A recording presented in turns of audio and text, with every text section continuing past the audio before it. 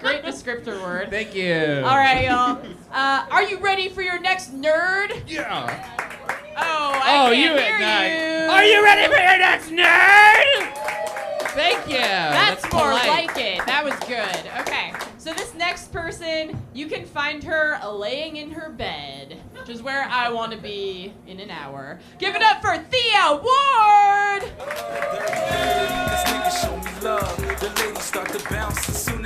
Thank you, Matt. Thank you, Kelly. Thank you, Covert Cafe. Everyone give it up for Covert. All wait staff, give them big tips and stuff.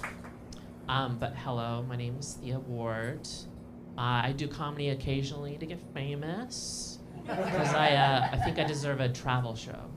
Because it could be called The Award Goes to Cuba, or The Award Goes to Brazil. Just works, you know.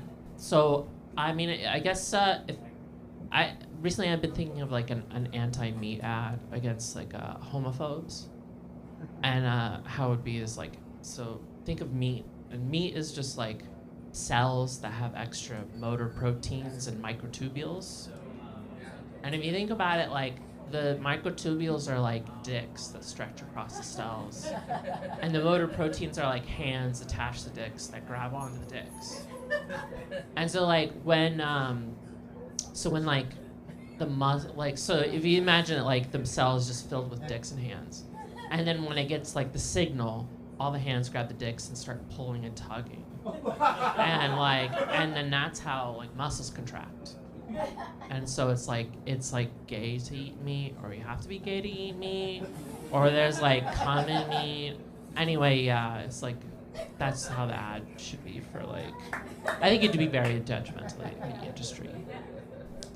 But yeah, I don't like work. I hate work, y'all. I hate it. Yes, yeah. No, what I'd rather be doing is like, I'd rather like take a train down to like the Chef's Guild and like work in the communal cafeteria, or like take another train over to the out in the country and help the Farmers Guild with the seasonal harvest.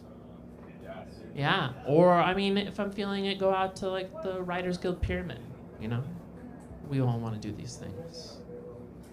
I guess I'm the only one that likes guilds. So thinking about anti-capitalism stuff, has anyone seen The Good Place? Yes, I like it a lot, but I don't think it went far enough, honestly, because like, you know, I think the big twist is that you find out that no one's gone to heaven since the 1500s, and it's like, the 1500s, oh, that's mercantile capitalism. That's when it's like invented. So it's like capitalism has made it impossible to get to heaven. That's like the thrust of the show. But ultimately, you know, they don't address it at all. They just like try to fix heaven or something. It's dumb. So they should have had another season when they sent the crew back to Earth, and so it's like, you know, we get to see Jason helping people make Molotov cocktails to throw at the police. Like Cheety's getting a stomachache over whether the sugar is free trade that they're dumping into gas tanks. Like Tahani is like using her political, she's a class traitor, so she's using her political tech connections to blackmail people in order to like fund the revolution. And then like Eleanor would be like, oh, but I don't want to be a dictator overseeing the transition to a non-hierarchical communism, I guess. But yeah, that's what I really wanted from like A Good Place season 4.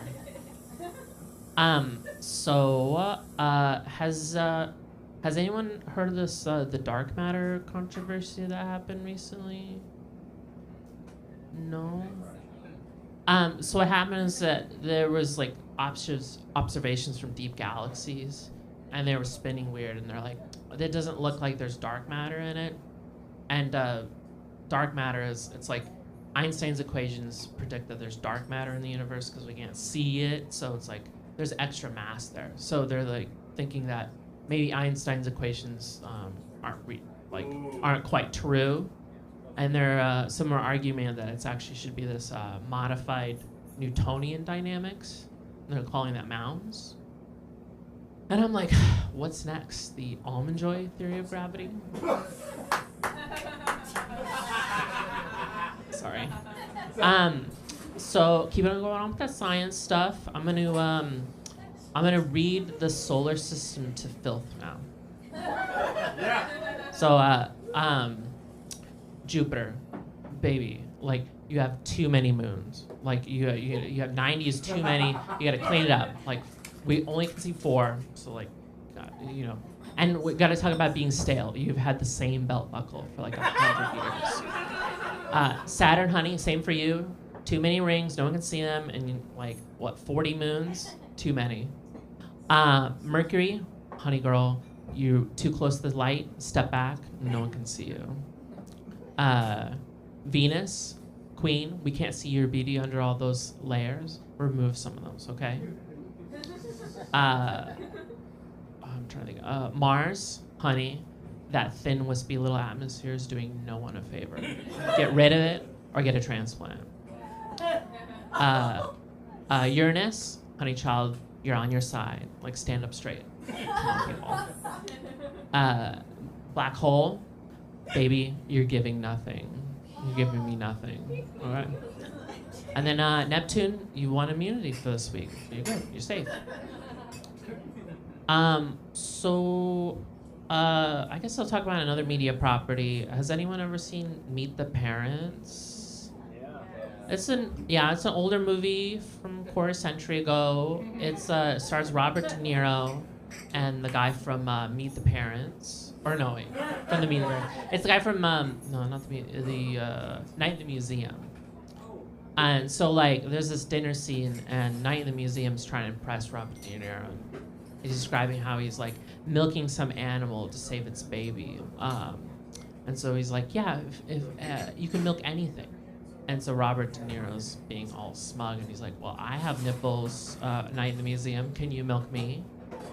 And like back in the day, everyone laughed at that joke. But I'm like, no, I can milk you, Robert De Niro.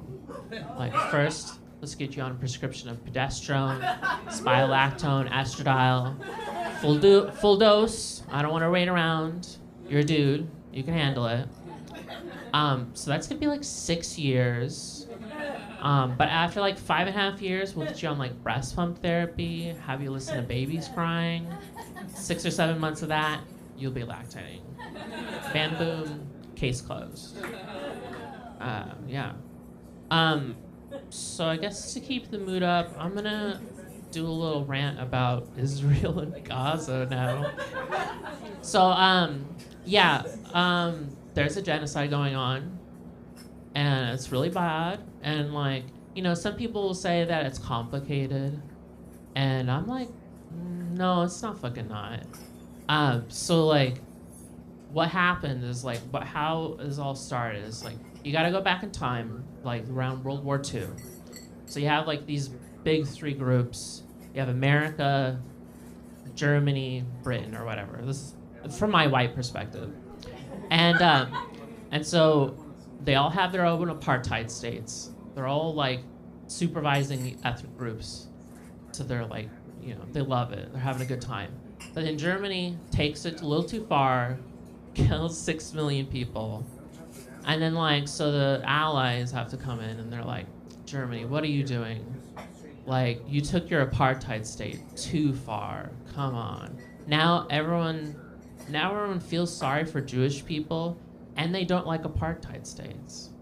And so like all the like allies, all the white people had a really big problem. And so what they decided to do is just like put them together. So they're like, how do we make Jewish people feel better? Well, I know, let's give them their own population to like oppress. And so that we give them their own apartheid state. And so that's how Israel was created. All right, thank you. So I guess just some science facts. Has anyone heard the phrase "smoke up your ass"? Yeah. Does anyone know that's an actual real thing, like that people did? So like back in the day, if you had drowned, people think that the way to revive you is to like get smoke and put it into a bellows, which is like a thing that you pump air with. And so you find a drowned person, pull their pants down, put a bellows in their butt, and then inflate them with smoke. And that'll revive them, apparently. I mean, this is according to English people back in the day. But yes, that's what they did. That's what English people did, was fill each other's asses with smoke. And that's where we get the phrase from. Another fun fact I have is we all have spiders living in our face. Yes, yeah. I say spiders just to be extreme, but they're really face mites. They're more closely related to like ticks. But they're like tiny little mites. They live in your pores and they eat your skin and dead skin and oils. And they don't have butts. They save all their poop with them. And they like live and die, have generations living on your face, and you just have them forever. You get them from your parents. So it's like, it's just the thing that you can like feel connection with, you know? Like everyone has this. It's like something that everyone has. Yeah. So, I guess I only have one more joke. This is a joke I helped write with a friend, so it's a camping joke. So, the other day, someone asked me if I wanted to go camping. And I'm like, I never have, and I never will. I was like, what? You want me to go out, like, into the woods? No. It's like, what? And then you have to, like, build your own house out of fabric? Like, no, that does not sound like me. Like, what's next? You're gonna tell me I have to sleep in a bag? Dream on. But I don't know. Any questions? I'm good though. That's my set, everyone. Thank you so much. Matt, Kelly, everyone, Covert Cafe.